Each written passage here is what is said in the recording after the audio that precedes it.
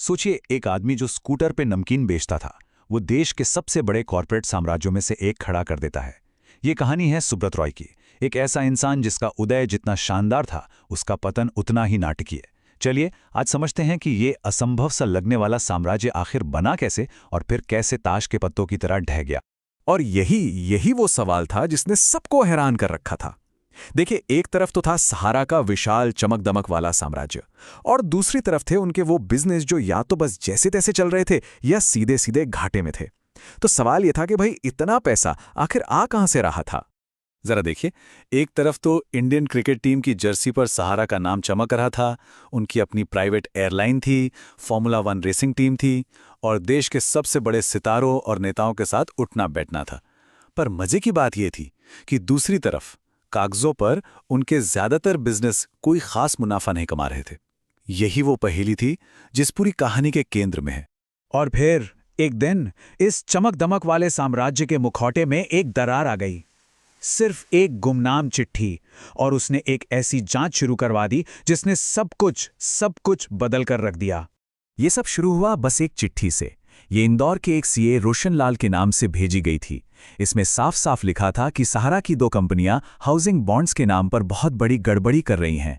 National housing bank ने इस चिट्ठी को सीधे भारत के मार्केट रेगुलेटर यानी सेबी के पास भेज दिया।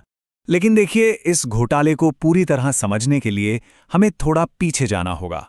हमें ये समझना होगा कि सहारा की असली मनी मशीन थी क्या। आखिर वो कौन सा तरीका था जिससे सुब्रत रॉय ने ये सब शुरू किया था। सहारा की शुरुआत हुई थी चिटफंड से। अभी एक बहुत ही सिंपल लेकिन जीनियस आइडिया था।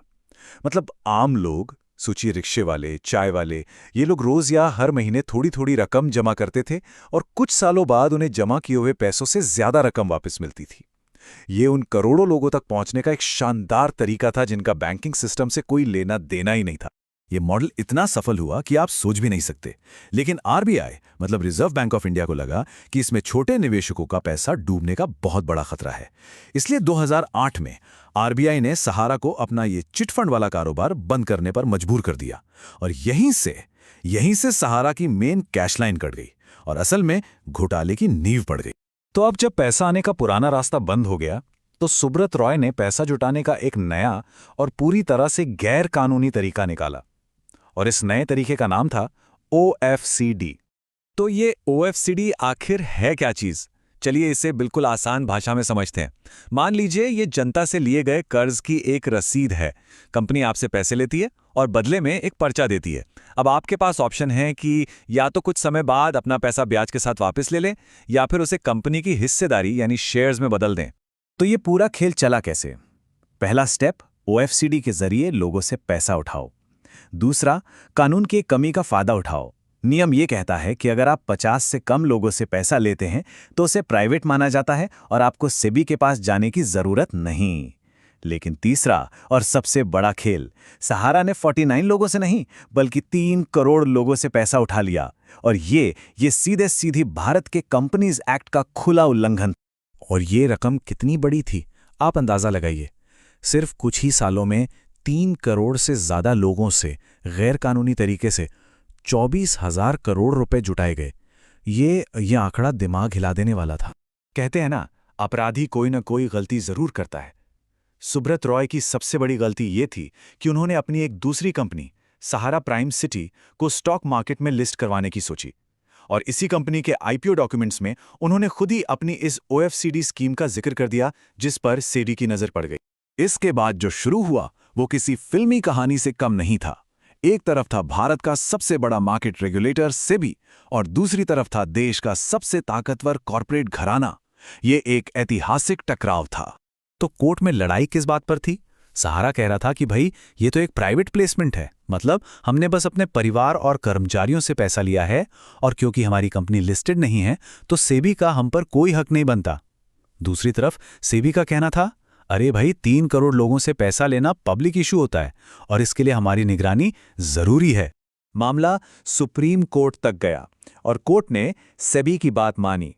कोर्ट ने एक ऐसा फैसला सुनाया जिसने सहारा की नींव हिला दी। सहारा को अपने एक एक इन्वेस्टर का नाम और पता जमा करना होगा, ये साबित करने के लिए कि वो लोग सच में हैं। अब इसके जवाब में सहारा ने जो किया वो तो इतिहास में दर्ज हो गया। उन्होंने सेबी के ऑफिस में सबूत भेजे। जानते हैं कैसे? 127 ट्रकों में भरकर। जी हां, आपने सही सुना, 127 ट्रक। इन कागजों का अंबार कितना बड़ा था, इसका अंदाजा आप इस बात से लगाइए कि अगर इन्हें एक के ऊपर एक रख दिया जाता तो कुतुब मीनार से 52 गुना ऊंचा ढेर लग जाता। साफ था, ये जांच में मदद करने की नहीं बल्कि जांच को डुबोने की कोशिश थी।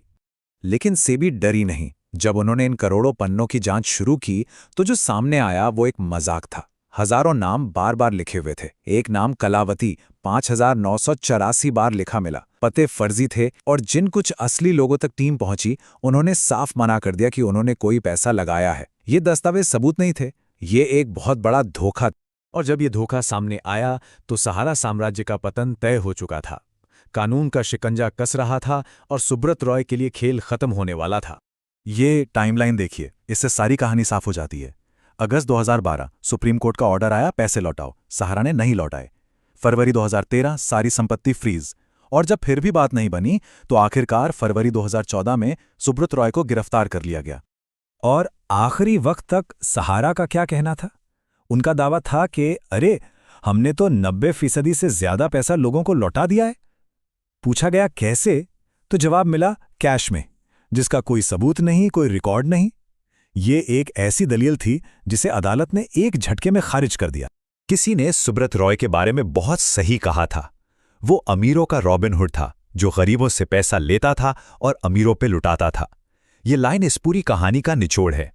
इस पूरे घोटाले की सबसे दुखद, सबसे तकलीफदेह बात यह है कि इसमें 3 करोड़ आम लोगों की मेहनत की कमाई, उनकी जिंदगी भर की जमा पूंजी डूब गई।